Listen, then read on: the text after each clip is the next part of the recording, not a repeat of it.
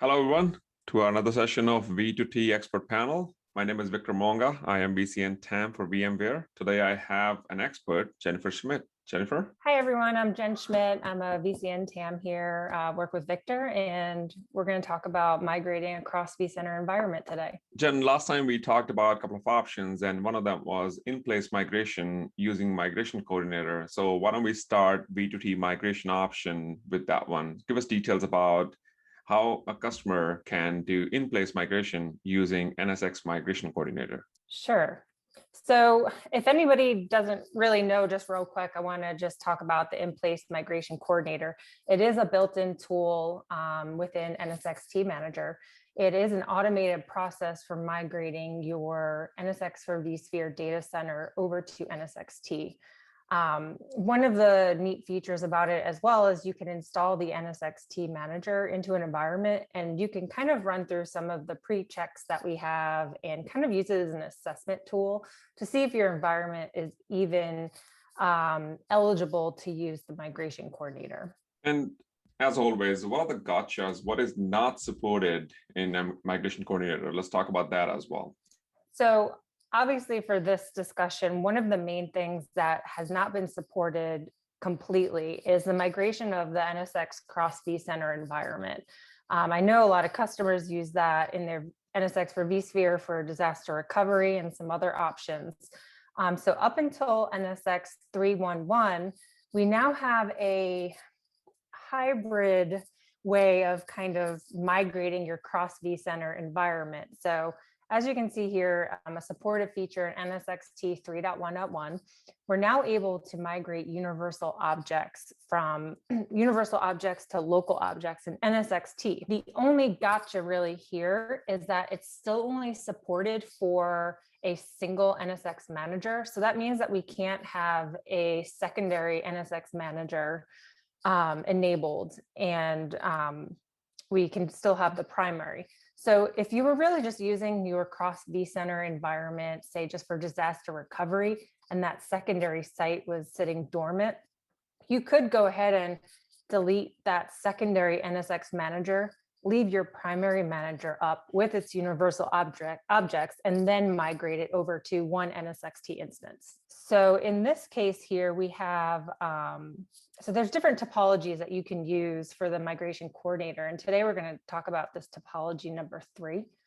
I just wanted to give you an overlook of what that topology is going to look like, because we do have a demo on it a little later on. But here I have NSX for vSphere environment with a manager in primary mode, no secondary NSX for vSphere manager.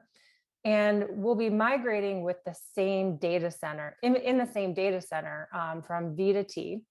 So we have the edges that will get migrated here. We have 2 edges in ECMP, and they'll get migrated over to an active T0. We have the edge services gateway in an HA, and that will get migrated over to the T1 SR. And then we have the universal distributed logical router, which will just become the DR portion of the T1 gateway.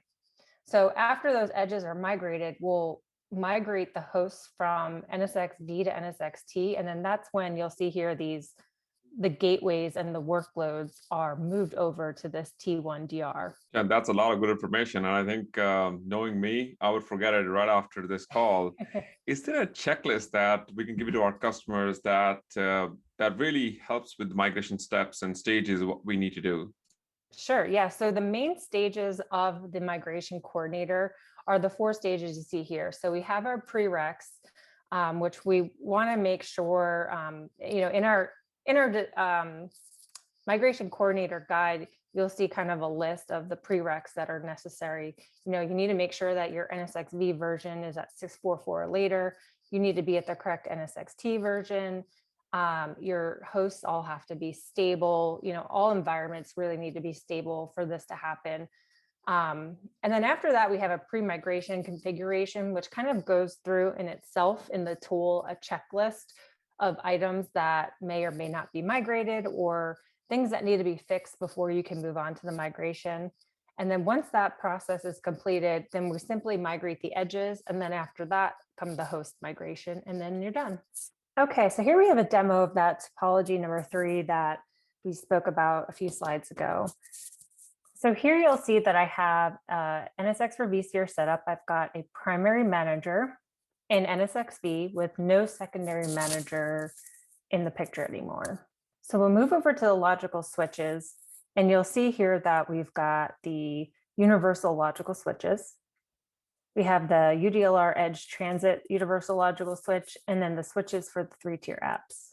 And here in the edges page, you'll see that we have those 2 edges in ECMP mode with the NSX Edge load balancer, and then that universal distributed logical router. So if we go to the interfaces of the UDLR, you'll see that we have those universal logical switches connected to this UDLR. And these will be migrated over to T as local objects. Along with the networking setup, we also have a universal distributed firewall with universal security groups that are made of just IP addresses. And those will also be migrated over as local objects. So if I go here to this VIP page, you'll just see that my 3-tier app is currently working. So once we go over to NSX T, start the migration coordinator, we'll go ahead and enter our credentials and then start the import configuration. Once that's all complete, you'll see here in the migrate config, we have some issues to resolve. So you'll see here that we have our universal objects are present. These will be migrated as local objects. So we're just going to go ahead and accept that, acknowledge that, and move on to the next. So I'm not going to go through all of these categories here. I just wanted to show you some of these universal objects that we have. And then also in the warnings, you'll see that our NSX V transport zones, the 2 different local and universal transport zones, will be migrated into a single overlay transport zone. So once that's done, we can move on to the migrate configuration. Here's where that the lift of the configuration that we imported will be placed into NSX T. Once that's complete, we'll go ahead and migrate our NSX edges. So once the edges are migrated, what's going to happen is our NSX for V workloads will still be on the vVibs of the host, and then they'll migrate out of the environment using the NSX T edges. After the edges, we have the host migration. So here in our compute cluster, we're going to migrate our hosts. And this is where the vVibs are uninstalled and the tvibs are installed, and then the workloads are moved to the new NSX T segments. You have the option of changing the migration mode. You can do a maintenance mode, which is an auto maintenance mode or manual maintenance mode, which will move around your workloads and put the host into maintenance mode. In this case, I went with the in-place mode. It was going to be a little quicker, and we'll be able to keep the VMs and everything on the host while we do that upgrade. So once the host configuration is done, or the host migration rather is done, we can go ahead and finish the migration. Now we'll go ahead and look at our environment, and also you'll see here that we'll go back to the VIP, and you'll see that our 3-tier app is still working after the whole migration has taken place. So if we go to Fabric and Nodes, you'll see here that our NSX edges and compute cluster have successfully been migrated to NSX T. We have our T0 gateway. We have that in active mode like our ESGs were. We've got BGP running and enabled. And then here you'll see our interfaces have been moved over. And these are all our external uplinks to the physical network. Next, I'll show the segments that have been moved over.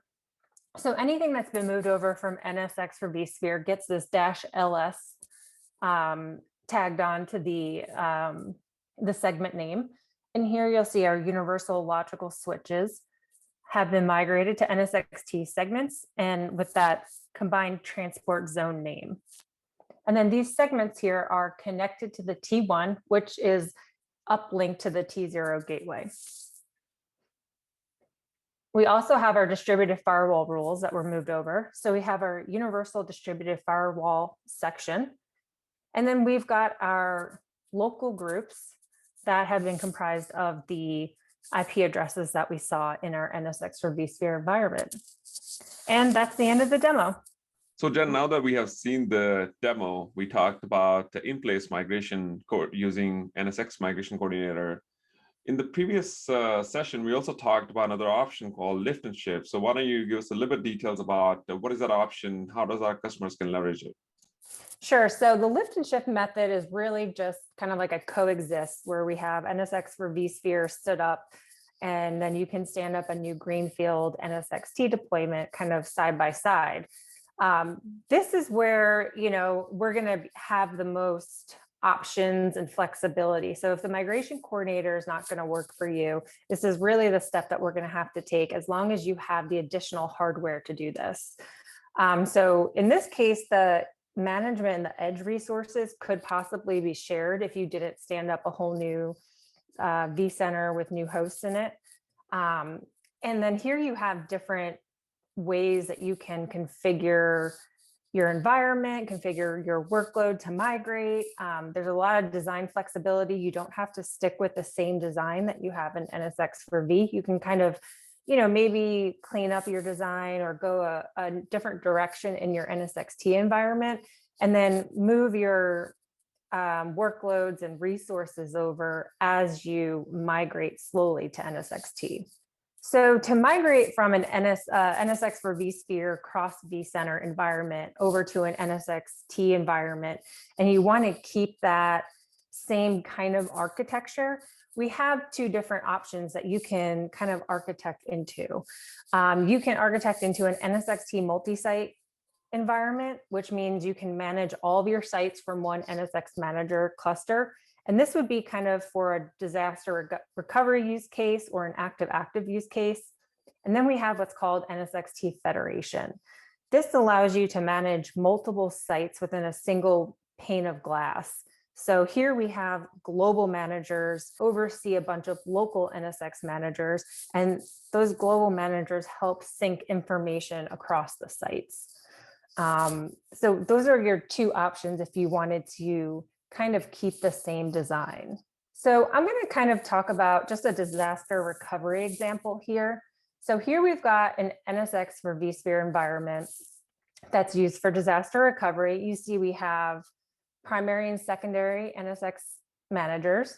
We have a universal distributed logical router stretched across these two sites. And also the universal logical switches are stretched across the sites along with the firewall rules. So this would be kind of like your typical NSX for vSphere environment. So now let's say we wanted to move that to an NSX T environment for disaster recovery. We would stand up a brand new greenfield environment. We can either use the same vCenter or a different vCenter.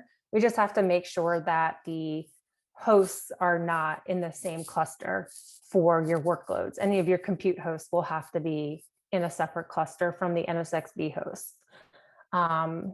Here we have the T0 and T1 routers that are sitting in a active standby scenario. You can also do an active if you wanted to. And then you have the option to stretch your segments across the data center.